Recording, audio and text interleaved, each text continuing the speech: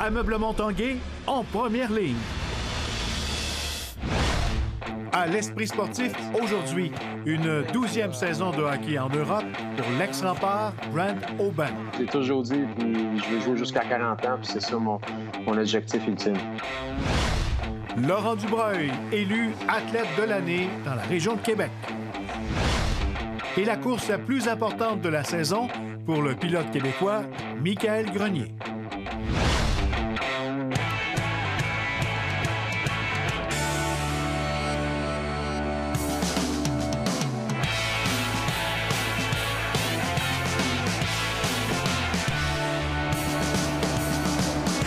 À tous, un bon jeudi. Bienvenue à l'Esprit sportif. Parlons d'abord de hockey alors que l'ancien joueur des Remparts de Québec, Brent Aubin, entreprendra bientôt une 12e saison au hockey professionnel européen, une 9e dans sa nouvelle équipe en Allemagne, Iserlohn.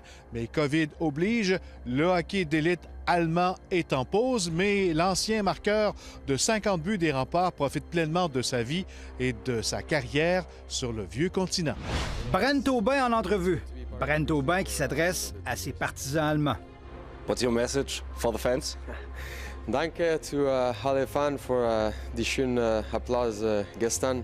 S'il peut parler allemand, c'est aussi toute sa petite famille qui profite de ce bouillon de culture alors que nous l'avons rejoint par Skype là-bas. Les enfants parlent parfaitement français, anglais et allemand. L'école, depuis qu'ils sont à l'école, ils sont juste à l'école en allemand. Les voyages qu'on fait en famille, là, quand on a une journée de congé ou une semaine de congé durant la saison, c'est des voyages que si tu restes au Québec, là, ça sort ton argent parce que le taux de change est assez élevé. Mais on est chanceux, on en profite. Spiel 7 der Clubgeschichte. S'il profite de la culture allemande et européenne, il est toutefois privé de son hockey alors que la Ligue élite allemande est en pause en raison de la COVID. On a le droit de pratiquer seulement deux heures par jour, 2 fois semaine. On a le droit seulement d'être 15 minutes dans la chambre pour s'habiller 15 minutes après. Donc, c'est assez différent. C'est quelque chose qui est assez spécial. Je pensais pas vivre ça un jour dans ma carrière. Mais il faut vivre avec, il faut suivre les règles. On ne sait toujours pas quand Brent Aubin pourra jouer son premier match avec sa nouvelle équipe de Iserlohn, mais assurément, la pandémie a des conséquences financières sur la Ligue allemande. On a des pourparlers, on a une baisse de 25 % de nos salaires pour essayer d'aider les équipes dans la Ligue. Je sais que la JMQ, ils ont eu 1 million par équipe au Québec. Les autres, ils donnent 800 000 € pour l'instant. Je sais que les équipes, ils essaient plus d'aller autour de 3 ou 4 millions là, pour aller chercher au gouvernement, mais ça va être compliqué.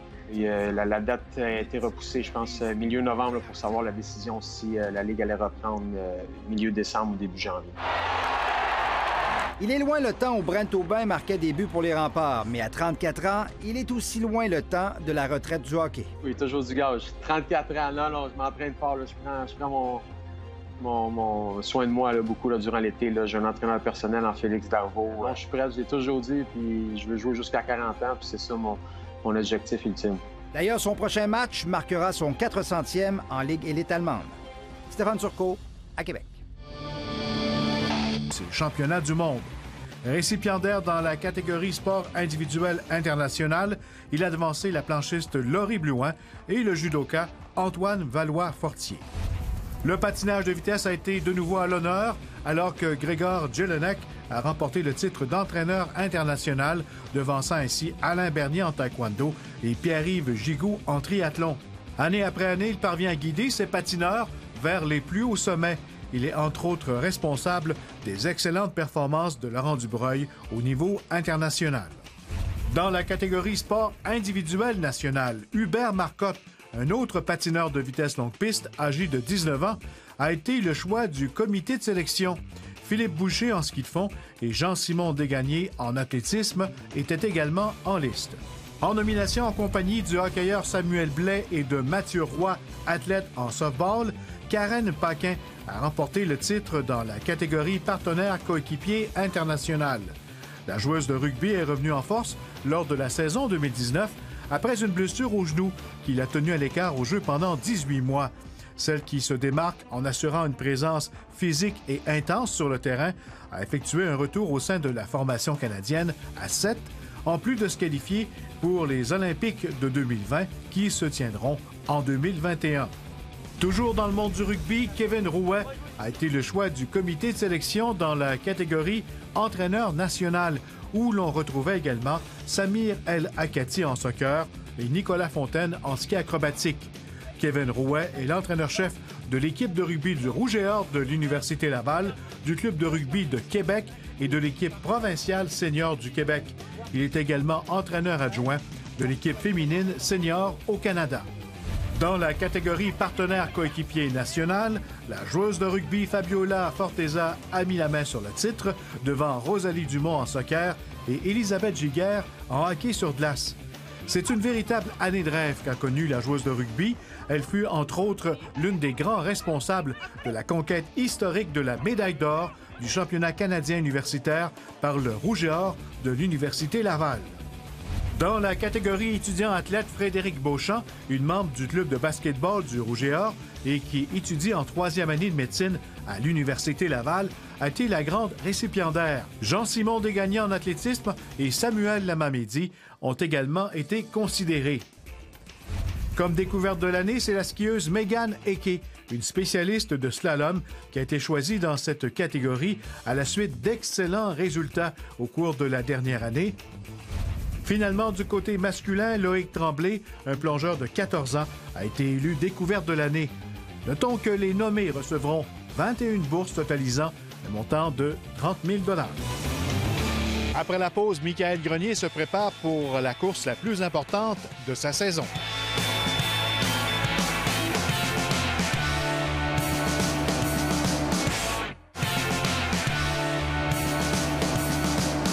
En course automobile, c'est ce week-end que se déroule en Belgique la course d'endurance la plus importante de la saison, soit les 24 heures de Spa. Il y a un Québécois qui y participe, Michael Grenier, qui vise rien de moins que la victoire.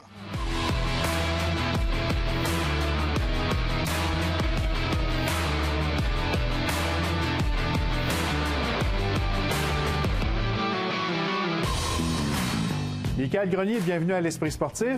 Bonjour, merci beaucoup. On te rejoint en Autriche aujourd'hui pour parler de ta saison qui débutait un peu plus tard que prévu en juillet, en raison évidemment de la COVID. Comment tu as vécu ça, là, ce départ tardif de la saison? Ben, c'est sûr que ça a été un début de saison assez particulier. Nos essais précédents avaient été arrêtés assez d'un coup sec, mais bon, depuis le mois de juillet, ça n'arrête pas beaucoup. On voit le trophée derrière toi, le premier podium dans cette série pour toi. Ça se passait à Magny-Cours. Parle-nous un petit peu de ce week-end. Oui, ça a été notre premier podium de la saison. Évidemment, le début de la saison était assez compliqué, comme on revenait dans le championnat GT World Challenge cette année. Donc, il a fallu s'adapter puis améliorer les voitures. Nous autres, côté de pilotage aussi, il a fallu s'ajuster un peu, comme le niveau est beaucoup plus haut. Mais je vous dirais que depuis le week-end du Nürburgring, mais surtout de Magny-Cours, où on a eu notre premier podium, là, on a fait un grand pas par en avant, surtout avec les ajustements de la voiture. C'est lors d'une course en soirée, je pense, que tu es monté sur la deuxième marche du podium. Oui, exactement. Le week-end de Magny-Cours, c'était un week-end sprint, donc c'est 2 courses dans le week-end d'1 heure.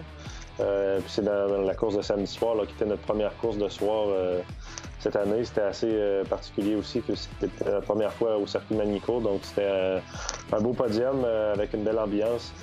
C'était la première course de la saison qu'il y avait des spectateurs aussi, même si c'était un nombre limité, là. Donc c'était un week-end très satisfaisant. Michael Grenier.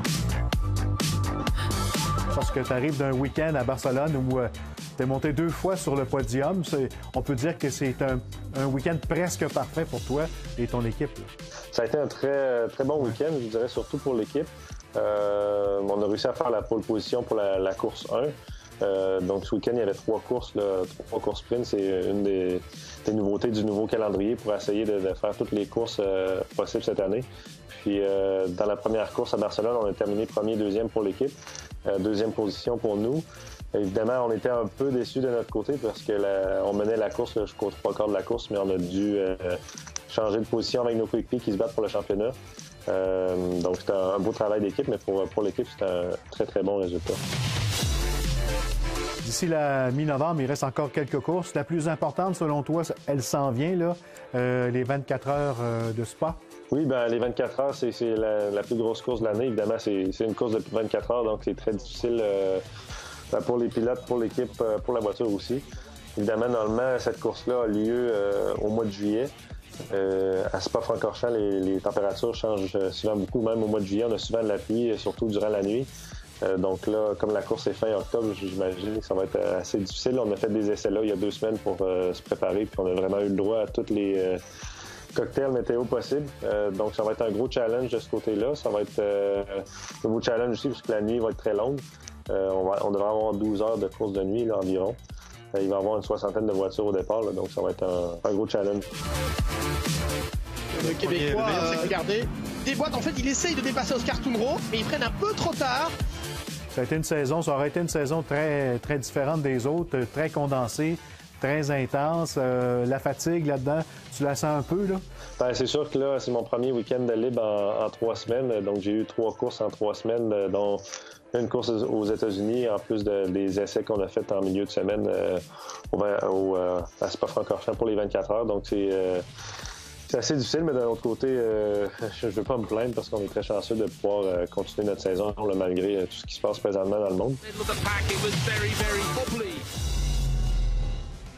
Voilà qui complète l'Esprit sportif pour aujourd'hui. En terminant, toute l'équipe de l'Esprit sportif aimerait féliciter tous les nommés du Gala de l'athlète de Québec 2020. Voilà, c'était notre émission pour aujourd'hui. On se retrouve demain à la même heure. Bye bye tout le monde.